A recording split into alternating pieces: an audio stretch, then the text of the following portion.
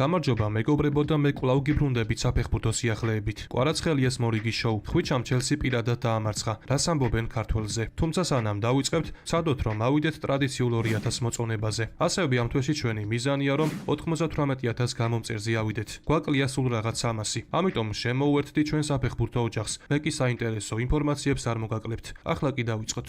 ჩემპიონთა ლიგის მერვედფინალის საპასუხო მატჩი ლონდონის ჩელსის სტენფორდ ბრიჯზე PSG-სთან 0-3 დამარცხდა. ორი მატჩი ჯამში კი პარიზულმა გუნდმა 8-2 გაიმარჯვა. მეოთხედფინალში გავიდა, სადაც ისინი ლივერპულსა და გალათასარაის შორის გამარჯვებულ შეხვდებიან. აღსანიშნავია, რომ სტენფორდ ბრიჯზე ანგარიში მე-6 წუთზე კვარაცხელიამ გახსნა. კერძოდ მან მამადუ სარის უხეში შეცდომით ისარგებლა. სენეგალელს პოზიციური ბრძოლა მოუგო და რობერტ სანჩეს ახლო მანძილიდან შეუგდო. ამის შემდეგ მე-14 წუთზე ბარკოლამ ბრწყინვალე გოლი გაიტანა, ხოლო მეორე ტაიმში კვარაცხელიას აქტიურობის შემდეგ მაილუ მარცხენა ფეხით უმაღლეს დონეზე შეასრულა და მეკარე უშანსოდ დატოვა. 19 წლის ფრანგმა კი მატჩის საბოლოო ანგარიში 0-3 დააფიქსირა. ამრიგად ხვიჩასთვის ჩელსისთან გამართული ორმატჩიანი დაპირისპირება განსაკუთრებული იყო. თამამად შეიძლება იმის თქმა, რომ კვარაცხელიამ PSG მეოთხედფინალში პირადად გაიყვანა. ორი მატჩის ჯამში ხვიჩას აქტივში 4 საგოლე მოქმედება იყო, 3 გოლი და 1 საგოლე პასი, რაც რა თქმა უნდა საოცარი შედეგია. ხოლო პარიზული შეხვედრის მსგავსად მატჩის საუკეთესო მოთამაშის პრიზი დღესაც მან მიიღო. აღსანიშნავია, რომ ქართველმა ვარსკვლავმა ჩემპიონთა ლიგის მიმდინარე სეზონში მე-10 მატჩი ჩაატარა. მის აქტივში კი 11 საგოლე მოქმედება, 7 გოლი და 4 საგოლე პასი.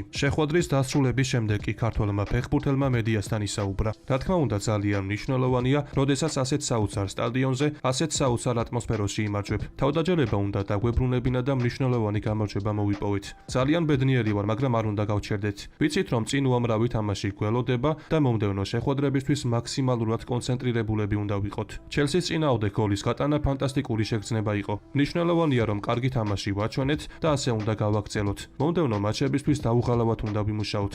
საუკეთესო ფორმის დაბრუნებას ვცდილობთ და ყველა თამაში მნიშვნელოვანია. ვიცით, რომ ყველაფერი შეგვიძლია, რადგან შარშან ჩემპიონთა ლიგა უკვე მოვიგეთ. თუმცა ეს ძალიან რთული იქნება. ჯერჯერობით უცნობია თუ ჩვენი მომდევნო მეტოქები იქნება. თუმცა მთავარია ჩვენი ფეხბურთი ვითამაშოთ. მთელი შეხვედრის გამნალობაში კონცენტრირებულები ვიყოთ და თავდაუზოგავად ვიმუშაოთ. ჩემპიონთა ლიგაზე მარტივი მეტოქი არ არსებობს. სტენფორდ ბრიჯზე ჩამოსვლა და 3-0 მოგება იოლი არ არის, მაგრამ ჩვენ ეს შევძელით. ყოველდღიურად ვცდილობ მაქსიმუმი გავაკეთო და მინდა რომ გუნდს დავეხმარო. ძალიან კარგი გუნდი ყავს და მიხარია რომ ერთმანეთთან ვთამაშობთ. მე კი ბედნიერი ვარ რომ ამ გუნდს წარმოვადგენ. განაცხადა კვარაცხელიამ უცხოურ პრესასთან საუბრისას. ასევე აუცილებელია გამოვყოთ კომენტარი, რომელიც ქართველმა ფეხბურთელმა ჯეოთიმს მისცა. მოგეხსენებათ, კვარა მაშრაფ ჰაკიმისთან ერთად გოლი ტრადიციულად არ აღნიშნა. რამაც რა თქმა უნდა მაროკოელის გაკვირვება გამოიწვია. კვარაცხელიამ კი ამ ჟესტით ილია მეორის ხსოვნას მიაგო პატივი და გოლის მას მიუძღვნა.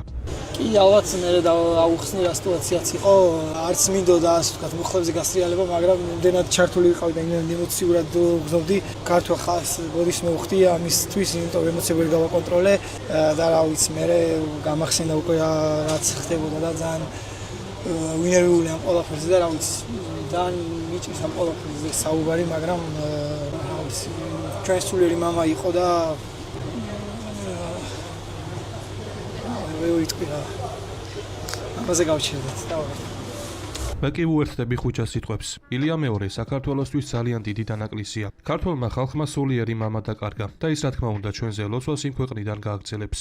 მე კი დავძენ იმასაც, რომ კვარაცხელიას თამაში ფრანგულ პრესას უყურადღებოთ არ დაუტოვებია. ფუტმერკატო. ქართველმა ფეხბურთელმა, რომელიც პირველ შეხვედრაში გაფორმებული დუბლით უკვე გადამწყვეტი იყო, კიდევ ერთი ბრწყინვალე მატჩი ჩაატარა. პარი სენ-ჟერმენის ყველა გამორჩეულ შეტევაში იყო ჩართული. შეუპოვარი ხასიათის წყალობით მამადუ სარი გააწამა და შეცდომა დააშვებინა. ყოველთვის ორ პასს აკეთებდა და იდეალურად ირჩევდა მომენტს, როცა შეტევაში წასვლა იყო საჭირო. ჩელსის დაცვას ცხოვრება ჯოჯოხეთად უქცია. სოუფუტი. 2010 წელს გადაღებული ფილმი 127 საათი თამსვლელი არონ რალსტრონის რეალურ ისტორიას მოგვითხრობს, რომელიც ლოდის ქვეშ მოყვა, სანამ საბოლოოდ ხელს ამპუტაციას გაუკეთებდნენ. ხოლო 2026 წელს გადაღებული ფილმი 142 საათი და 13 წუთი ჩელსის რეალურ ისტორიას მოგვითხრობს, რომელიც 3 გოლით ერთმა ქართველმა ფეხბურთელმა შეაჩერა, სანამ საბოლოოდ დანებდებოდა. წერს ფრანგული პარტიული გამოცემა. ასევე ხვიჩა შესახებ ვეტერანმა ფრანგმა ფეხბურთელმა და ამჟამად გავლენიანი გამოცემა ლე პარიზიანის სპორტულმა ანალიტიკოსმა ჟან-ლუკ არიბარმა ისაუბრა.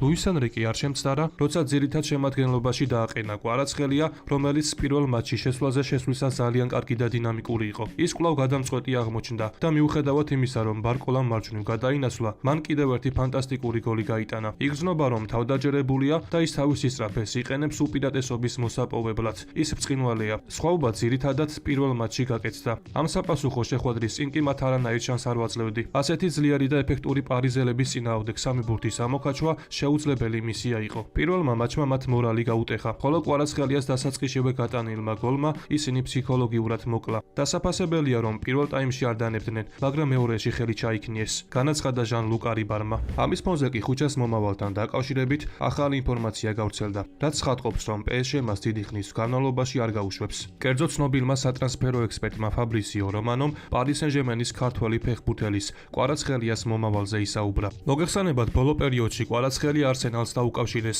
და დაიწერა, რომ მეტოფები მის კანდიდატურას სერიოზულად განიხილავდნენ, რასაც რომანო YouTube-ის საკუთარ არხზე გამოეხმაურა. კვარაცხელია არსენალს დაუკავშირეს. რისი გარანტია შემიძლია მოგცეთ ისაა, რომ პარი სენ-ჟერმენი ხუჩას უაღრესად მნიშვნელოვან ფეხბურთელად მოიაზრებს და გუნდში მოსვლიდან 13-14 თვის შემდეგ მისი გაყიდვა ნამდვილად არ უნდათ. კვარა პარიზში ხელშეუხებელია და ფრანგული კლუბი მოლაპარაკებების დაწყებაზე უარს ითქვის. მართალია არსენალის შემტევს ეძებს და კვარაცხელია მშვენიერი კანდიდატურა, მაგრამ პარი სენ-ჟერმენის პასუხი მკაფიოა.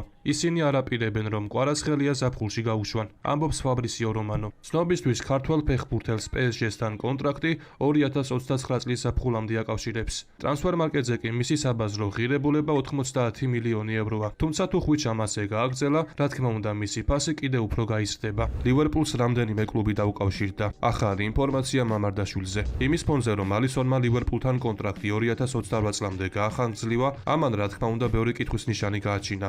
როგორც ჩანს, ლივერპული მომავალ სეზონშიც ბრაზილიელ მეკარეს ნომერ პირველ მეკარედ განიხილავს. ამ სიტუაციის გამოყენება კი სხვა კლუბებს სურთ. მოგეხსენებათ, მამარდაშვილს ლივერპულში სათამაშო დრო არ ეძლევა და თებერვალში დაიწერა, რომ ქართველი მეკარე ენფილდიდან იჯარის წესით წასვლაზე სერიოზულად ფიქრობს. ხოლო მამარდაშვილის მომავალთან დაკავშირებით ახალი ინფორმაცია გავრცელდა და როგორც ცნობილი ბრიტანული გამოცემა Team Talk-ი უწყება, ლივერპულს 25 წლის ქართველი მეკარის თაობაზე რამდენიმე კლუბი დაუკავშირდა. ხოლო Team Talk-ის მიხედვით, ენფილდზე ალისონის კიდევ უფრო დიდი ხნით დატოვებასაც განიხილავენ. ამის ფონზე კი რა თქმა უნდა მამარდაშვილის წასვლის შანსი იზრდება. ქართველი მეკარე კი ინგლისური და ევროპული კლუბების ინტერესის ობიექტია. Team Talk-ი არ აკონკრეტებს რომელ კლუბებზეა საუბარი, თუმცა წერს, რომ ისინი სიტუაციას ყურადღებით ადევნებენ თვალს და ლივერპულისგან გიორგისთან დაკავშირებით ინფორმაცია უკვე გამოითხოვეს. მამარდაშვილის მიმართ ინტერესი იზრდება და ევროპული და ინგლისური კლუბები აკვირდებიან. ხოლო ლივერპული განიხილავს თუ არა მისი ჯარას ან ტრანსფერს, ყველაფერი იმაზე იქნება დამოკიდებული, მომდევნო სეზონის დაწყებამდე წითლების გეგმები მეკარეებთან მიმართებით როგორი იქნება, წერს ბრიტანული გამოცემა. ასევე Team Talk-ი დასძენს იმასაც, რომ გრძელვადიან პერსპექტივაში ლივერპული მამარდაშვილს კვლავინდებურად ალისონის მემკვიდრედ მოიაზრებს და კლუბს მისი მტკიცეს სჯერა. თუმცა მოკლევადიან პერსპექტივაში წითლების გეგმები ბუნდოვანია და დრო გვიჩვენებს მოვლენები როგორ განვითარდება. ლაპორტას გამარჯვება და ბარსელონას სამომავლო გეგმები. ბარსელონას პრეზიდენტმა ჟუან ლაპორტამ, რომელმაც რამდენიმე დღის წინ გამართულ არჩევნებზე ვიქტორ ფონტი დაამარცხა და კატალონიურ კლუბს კიდევ 5 წელი უხელმძღვანელებს, მათ შორის უპასუხა კითხვებს რობერტ ლევანდოვსკისა და მარკუს რაშფორდის მომავალთან დაკავშირებით. როგორც ცნობილია, ლევანდოვსკი ზაფხულში თავისუფალი აგენტი გახდება. რაშფორდი კი ჯარის ვადის დასრულების შემდეგ მანჩესტერ იუნაიტედში უნდა დაბრუნდეს. ამასთან დაკავშირებით კი ლაპორტა შემდეგ კომენტარს აკეთებს. გვინდა რომ ლევანდოვსკი გუნდში დარჩეს, თუმცა ეს მის სურვილზე იქნება დამოკიდებული. რობერტი რთულ დროს მოვიდა და ძალიან დიდი დახმარება გაგვიწია. ფორვარდის პოზიციაზე ლევანდოვსკი და ფერან ტორესი ყავს, მაგრამ თუ საჭირო იქნება ამ პოზიციას გავაძლიერებთ. რაშფორდს რაც შეეხება ის კარგად მუშაობს. ბევრი საგოლე პასი და გოლი აქვს და ნიუკასლთანაც მისი იმედი გვაქვს. შევეცდებით რომ მანჩესტერთან საერთო ენა გამოვნახოთ და მისაღებ პირობებზე შევთანხმდეთ. ლაპორტამ კი ასევე განაცხადა, რომ ჰანსი ფლიკი ბარსასთან კონტრაქტს კიდევ ერთი წლით გაახანგრძლივებს. შესაბამისად, გერმანელი სპეციალისტი კატალონიურ კლუბში 2028 წლამდე დარჩება. ხევანდელ ვიდეოს კი ამით დავასრულებ. მოტივაციისთვის კი თხოვნა, რომ ავიდეთ მინიმუმ 2000 მოწონებაზე. ასევე გამოიწერი არხი, რათა იყო მუდმივად საქმის კურსში. ყველას გისურვებთ ჯანმრთელობას და ბედნიერებას. მე კი მომავალი ვიდეოთი ძალიან მალე დაგიბრუნდებით.